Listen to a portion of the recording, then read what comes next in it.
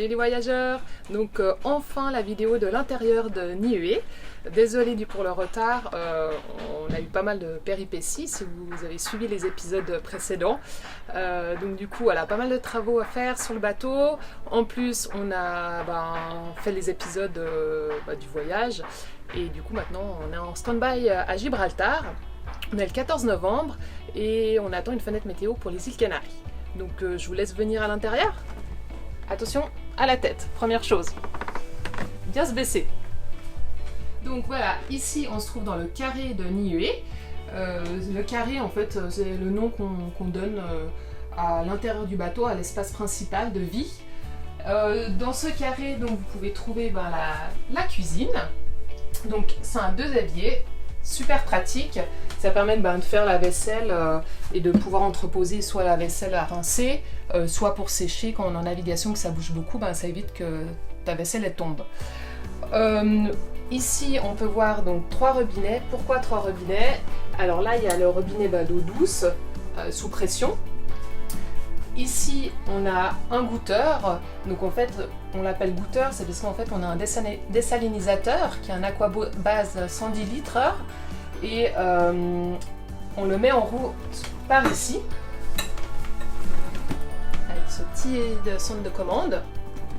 Et une fois qu'il se met en route, en fait, ici on ouvre à fond et dès que l'eau arrive, en fait ça permet de savoir que l'eau est en production. Donc on peut la goûter parce qu'on peut aussi la goûter, voir si elle est salée ou pas, si c'est bien de l'eau douce.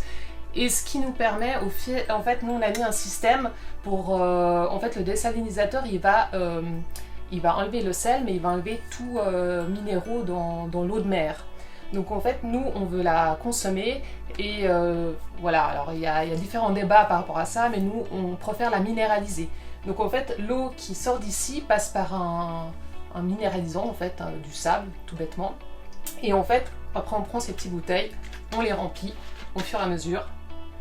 Et dès qu'on a rempli toutes les petites bouteilles de consommation à boire, on ferme et en fait ça redirige directement l'eau dans notre cuve d'eau qui est de 400 litres. Et le dernier robinet c'est l'eau de mer sous pression.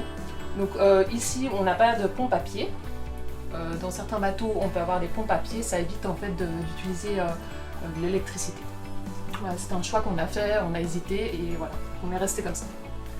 Quoi d'autre? Nous on a rajouté derrière, en fait on trouvait qu'il manquait un petit peu de rangement, donc on a rajouté tout cet espace. Donc effectivement ça diminue un peu la luminosité dans la coque d'abord, mais en même temps voilà, on a toutes nos épices, c'est hyper pratique. Petite chose pratique aussi, c'est notre poubelle qui se trouve ici, donc juste à lever, hop, on met dedans, qu'on peut enlever par-dessus. Au niveau cuisine gazinière, donc on a, hop, je l'ajuste, donc on a un super plan de travail quand on n'a pas besoin de chauffer, donc c'est top. Et sinon, vous pouvez relever comme ça, et ici donc vous avez la gazinière, donc à gaz, 3 feux, et là vous avez le four. Et on se fait un petit plus là récemment quand on est à quai ou quand voilà au niveau électricité on est vraiment bien, que nos panneaux ils chargent super bien avec le soleil. On a pris une plaque à induction et en fait c'est une plaque on peut régler le débit en watts. Donc on met un bas débit puis ça nous permet en fait d'économiser le gaz. On a 2 grosses bonbonnes comme vous avez pu voir dans l'épisode où on présentait l'extérieur de Niue. Et en fait le gaz c'est pas toujours facile de retrouver en fait les mêmes bouteilles. Donc au moins voilà, on économise un petit peu nos bouteilles de gaz et puis on fait un mix des deux. Et ça c'est notre petit dépose vaisselle propre. Ça évite de devoir sécher tout le temps. Quoi d'autre? On a notre frigo qui est là. Donc c'est encore un frigo à l'ancienne. Il se lève comme ça. Et voilà. Alors, c'est un frigo qui garde très bien le froid. C'est avec un petit compresseur basique.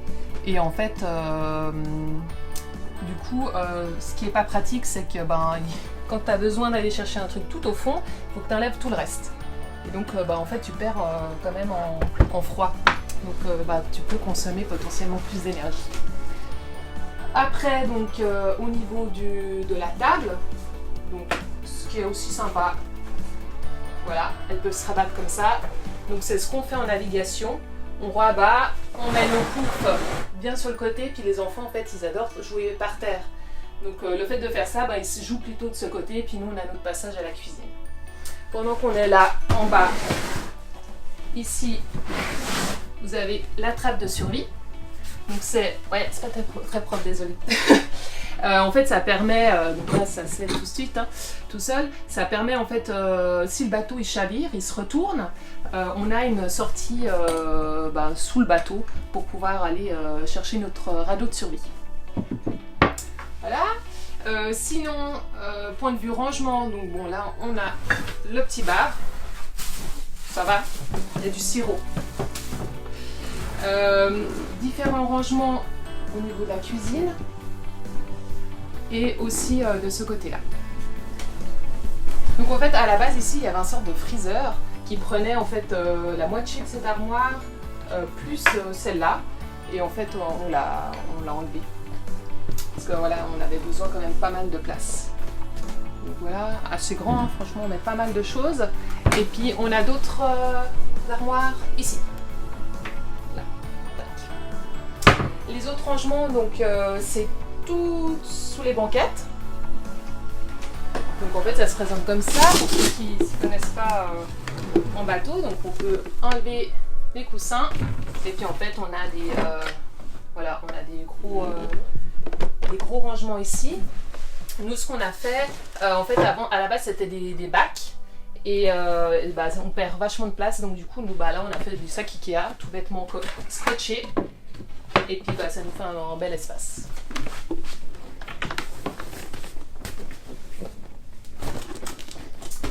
Et en fait, on a aussi mis des poufs parce que du coup, il nous manque un petit peu de place si on est 8 sur le bateau.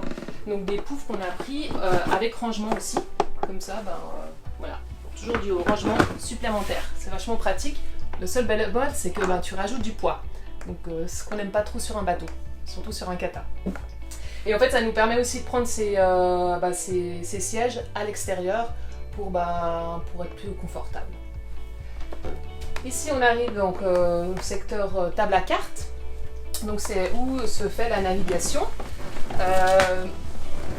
Alors il y a encore des navigateurs qui le font en fait avec des cartes papier.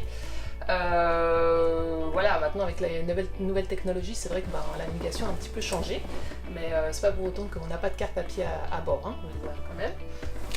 Et surtout en fait pour montrer aux enfants, je trouve c'est intéressant et dynamique.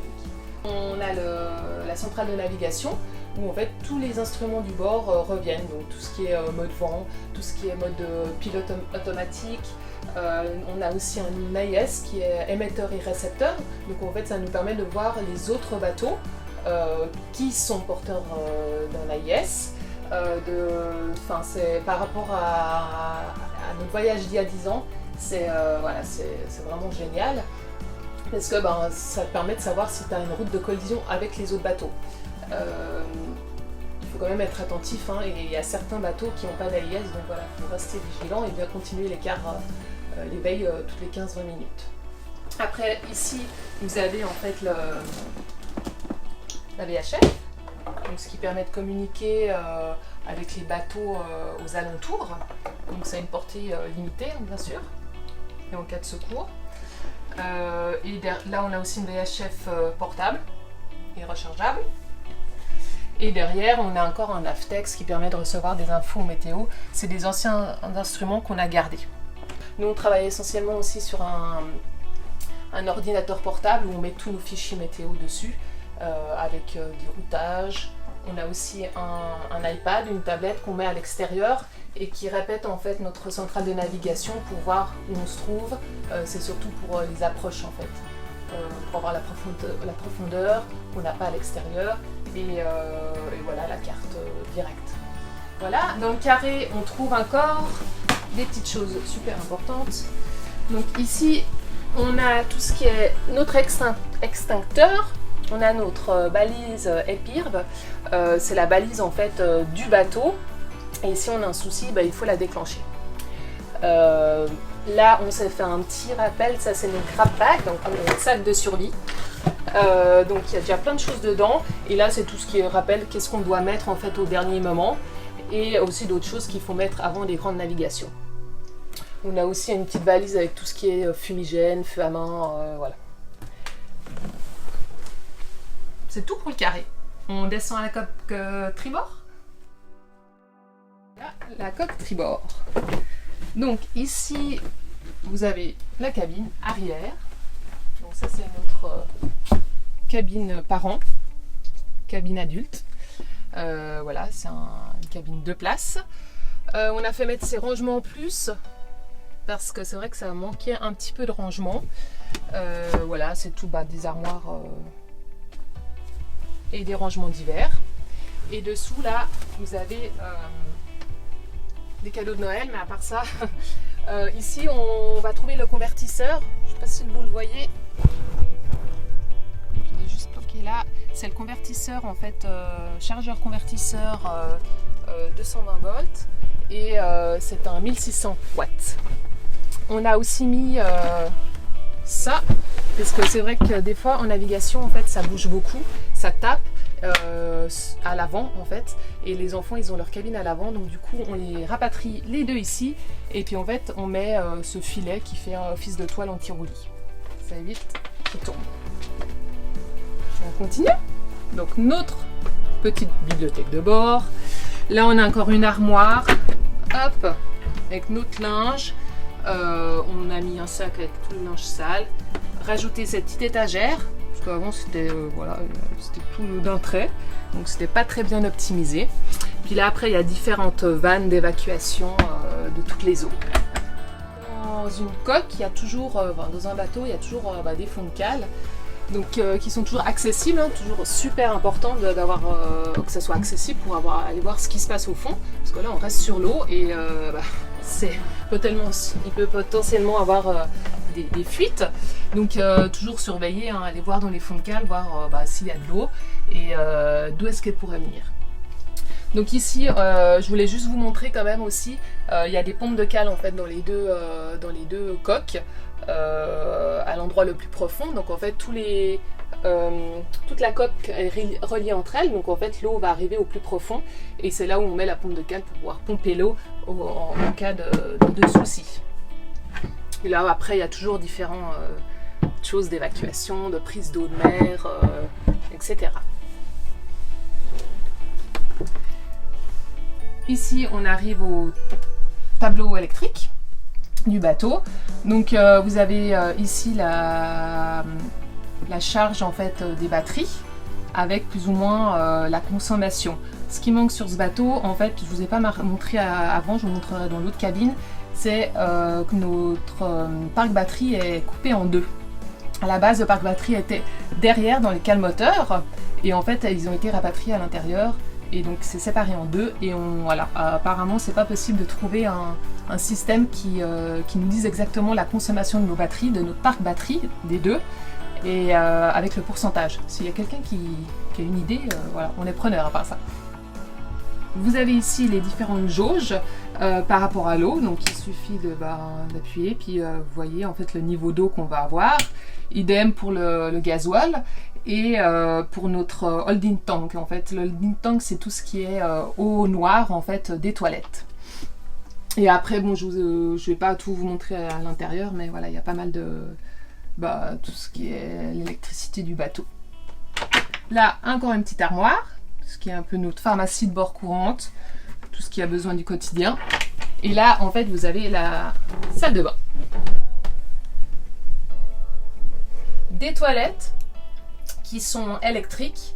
On a beaucoup hésité et en fait il y avait déjà en fait un électrique et puis du coup on a mis 2 WC électriques. Donc électrique c'est bien surtout pour les odeurs parce que en fait ça va prendre l'eau douce et pas l'eau de mer. Alors plusieurs inconvénients, c'est que c'est électrique, donc c'est 2 fois plus de chances ou je ne sais pas combien plus de chances de tomber en panne et ça consomme en fait de l'eau douce. Alors si notre dessalle ne tombe pas en panne, pas de souci. Après si on a des problèmes de restriction d'eau douce, ben voilà, on sera un peu embêté avec nos toilettes à l'eau douce. Sinon, pour les non-initiés, donc l'autre système, c'est d'avoir en fait à la main, on pompe à la main, ça va chercher l'eau de mer et puis ça l'évacue par le même système. Voilà, sinon donc c'est un endroit qui peut faire douche aussi. Donc vous prenez là en fait, hein, hop, ça s'allonge, puis vous pouvez le mettre là en hauteur et vous prenez votre douche là. Alors nous on le fait quasiment jamais. Parce qu'en fait, on se trouve un peu à l'étroit. On se trouve un peu à l'étroit et puis on est mieux de se doucher à l'extérieur. Puis en fait, après, ça te mouille toute ta salle de bain. Donc on pourrait en condamner une et puis se doucher que dans une, mais on n'a pas fait ce choix. Donc on avance maintenant, on va tout à l'avant du bateau, enfin presque tout à l'avant. Et je vous montre la chambre de notre garçon. Bonjour, je m'appelle Nan, c'est ma chambre, elle est trop cool. Alors qu'est-ce que... Ouais, donc elle est cool ta chambre. Et tu ranges où tes vêtements?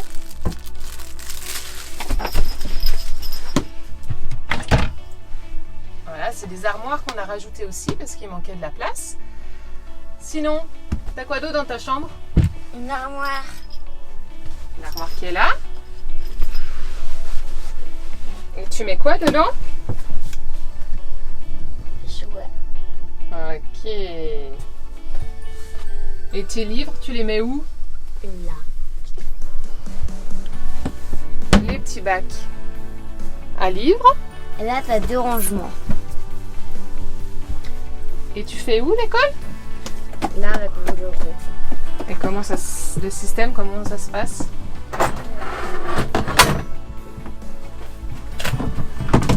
Doudou.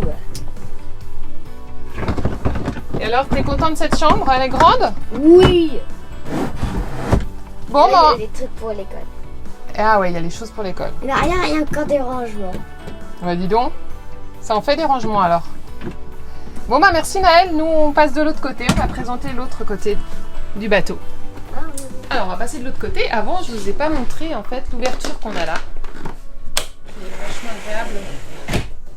Bah, ça ouvre vraiment, on peut passer les plats et puis ça fait de l'air en plus. Ici on a un petit système de rangement où on met nos jumelles, nos gants, nos lampes frontales pour la nuit, plein de divers objets. On a rajouté aussi des porte-manteaux un peu partout pour pouvoir mettre notre veste quand il fait pas chaud. Ici encore un autre rangement, tout ce qui est du quotidien, crème solaire, casquette, tout ce qui est lunettes, clés, lampes d'urgence, tout est là.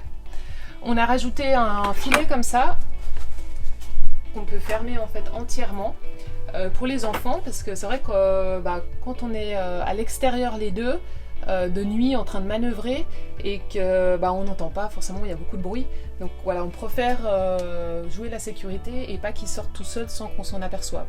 Donc ils savent, alors c'est pas un filet hyper tendu, hein, donc ils peuvent en cas d'urgence quand même passer. Voilà, on leur a dit, hein, s'il y a une urgence, on crie, ils peuvent tirer dessus. Mais voilà, c'est juste pour qu'ils se rappellent que ils n'ont pas le droit de sortir tout seuls et puis qu'il faut qu'ils nous appellent. On a aussi encore un extincteur ici dans chaque coque, donc il y en a un là, puis il y en a un là-bas au fond, je ne sais pas si vous l'aviez vu, et il y en a un aussi dans une armoire de la cuisine, et on a également une couverture anti-feu. De ce côté, donc les fonds de cale, c'est exactement pareil, la même armoire, une autre bibliothèque, sur l'autisme pour pouvoir toujours apprendre un peu plus, et au cas où on a des rencontres durant le voyage où on parle de notre différence, on peut passer des livres et sensibiliser toujours un peu plus. Donc ici on est dans la cabine arrière bâbord. Donc c'est une cabine en fait qui est dédiée pour les enfants, donc c'est leur salle de jeu. Et également, quand on a des visites, quand il y a des personnes qui veulent venir à bord, on range tout ça et ça leur fait leur cabine. Ce que je vous avais pas montré, donc comme je vous ai dit, c'est le parc batterie. Donc il est là. Donc ici, vous avez trois batteries de 130 ampères. Donc au total, on a 6 fois 130 ampères. Donc batterie au gel Victron. Et bah ici vous avez une salle de bain, pareil de l'autre côté, qui est là. Ce que je vous ai pas dit, là au fond, donc il y a une pompe de cale qui en fait toute l'eau ruisselle au fond et vous actionnez ici à ce niveau-là. Tac. Et en fait il y a une pompe qui va pomper toute l'eau qui s'est amassée dans le fond. Voilà. Et maintenant, donc on va être dans la dernière partie du bateau. On va voir la chambre à notre fille. Alors, tu nous présentes ta chambre? Et ça, c'est encore des armoires qu'on a rajoutées pour les habits. Et qu'est-ce qu'il y a d'autre dans cette chambre?